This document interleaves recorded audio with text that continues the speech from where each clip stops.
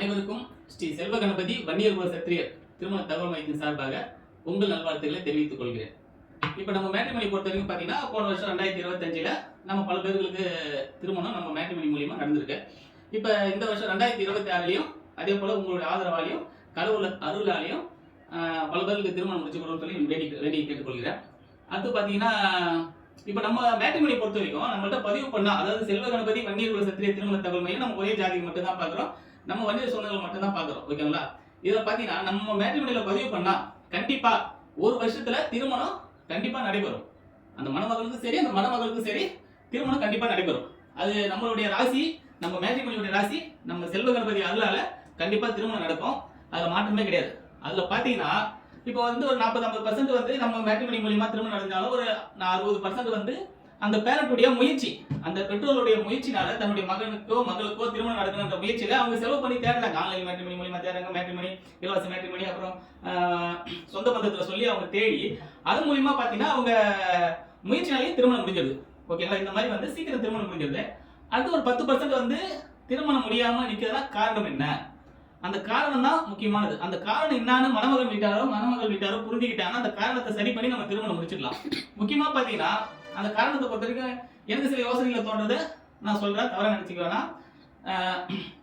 இப்ப எதிர்பார்ப்பு, மணமகன் வீட்டார் வந்து மணமகள் இப்படிதான் இருக்கணும் எனக்கு இந்த எதிர்பார்ப்போட இருக்கிறதுனால சிலர் வந்து அந்த அளவுக்கு அவங்க நினைக்கிற மாதிரி ஃபுல்லா கொண்டு வந்து நம்மளால நிறுத்தி ஃபாலோ பண்ணி முடிக்கிறது கஷ்டமான விஷயமா இருக்கு.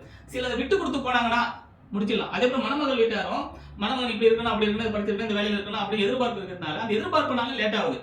அந்த எதிர்பார்ப்பு அவங்களும் கொஞ்சம் குறைச்சிக்கிட்டு ஓரளவுக்கு இருந்தா பரவாயில்ல முடிச்சுக்கலாம்னு வந்தாலும் நம்ம முடிச்சிடலாம், சீக்கிரம் திருமணம் முடிச்சிடலாம். அடுத்தது பாத்தீங்கன்னா இந்த ஜாதகம் போடுறதுல முக்கியமா ஒரு கருத்து பாத்தீங்கன்னா, உண்மையிலுமே சொல்றேன், மாப்பிள்ளை வீட்டார் போய் ஜாதகம் பாக்குறாரு. ஒரு நல்ல ஒரு ஜோசியர், எனக்கே தெரிஞ்ச ஒரு நல்ல ஜோசியர், அவர் பார்த்து சொல்றாரு ஜாதகம் பொறுத்து நல்லா இருக்குன்னு சொல்லிடுறாரு. ஆனா மணமகன் வீட்டாரும் நல்ல சம்மந்தம், 2 குடும்பம் அண்டர்ஸ்டாண்ட் பண்ணி பேசி முடிச்சு கொடுத்துட்டேன். ஆனா மணமகள் வீட்டார் போய் பாக்குறாங்க, அவருடைய குடும்ப ஜோசியத்தை பாக்குறாங்க, அந்த ஜோசியர் ஜாதகம் சரியில்லைன்னு சொல்லிடுறாரு. இப்ப யாரும் சொல்லி நம்ம குறை சொல்றது? ஒரு ஜோசியரே நல்லா இருக்குன்னு சொல்றாரு, நல்லா இருக்குன்னு சொல்றாரு, ஒரு ஜோசியர் நல்லா இல்லைன்னு சொல்றாரு.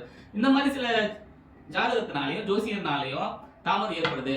இதை வந்து கொஞ்சம் நம்ம கரெக்டா சிந்திச்சு இது எதனால ஒருத்தர் நல்லா இருக்குன்றாரு, ஒருத்தர் நல்லா இல்லைன்றாரு, இதை நம்ம யோசனை பண்ணி தான் சரி பண்ணணும். இதுக்கு எப்படி பண்ணலாம்ன்றத மற்ற ஜோசியர்கிட்ட போய் பார்த்து, இல்லையா மனசை நம்ம விட்டு கொடுத்து நம்ம கடவுள் அருளால, நம்ம குலதெய்வம்னு இருக்கு, அந்த குலதெய்வம் அருளால நல்லபடியா 2 பேருக்கு திருமணம் முடியும்னு சொல்லி வேண்டிக்கிட்டு நம்ம திருமணத்தை நல்லபடியா முடிச்சுக்கிட்டோம்னா, எல்லாருமே எல்லாரும் படிச்சிருக்காங்க, எல்லாருக்கும் நாலேஜ் இருக்கு, சிந்திக்கிற அறிவு இருக்குது, சுய சிந்தனைகள் இருக்கு, எது தவறு எது சரி என்றத சிந்திச்சு செயல்படக்கூடிய திறன் எல்லாருக்குமே இருக்கு.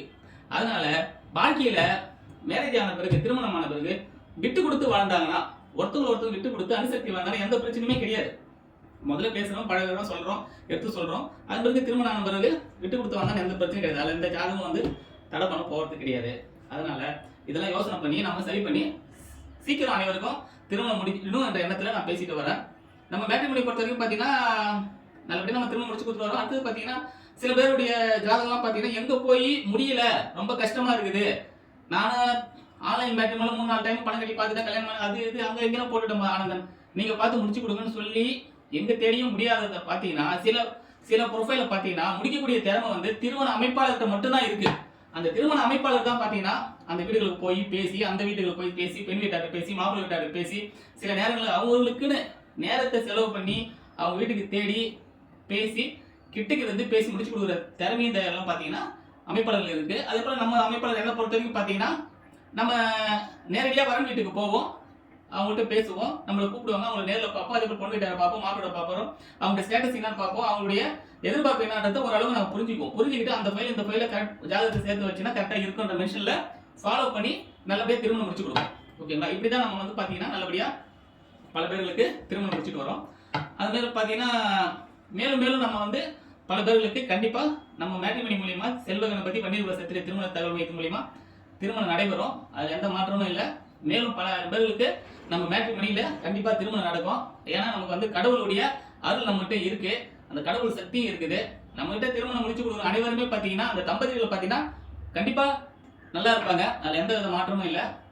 இந்த 2026 பொறுத்த வரைக்கும் பாத்தீங்கன்னா 2025 நம்ம பல பேருக்கு திருமணம் முடிச்சு கொடுத்த மாதிரி 2026 பல பேர்களுக்கு நல்லபடியா கடவுள் அருளால திருமணம் நடக்கணுங்கிற ஆதரவு வந்து எல்லாம் வல்ல இறைவனுடைய அருளாலையும் அனைத்து நமது சொந்தங்கள், அடுத்தது மற்ற சமூகத்தினர், ஜாதியினர், நண்பர்கள், உறவினர்கள், மற்ற அனைவரும், பொதுமக்களும் சரி அனைவரும் சேர்ந்து நம்ம மேட்ரிமோனிக்கு எனக்கு உதவி பண்ணுமாறும் அன்புடன் அனைவரையும் தாழ்வுடன் கேட்டுக்கொள்கிறேன். நன்றி, வணக்கம்.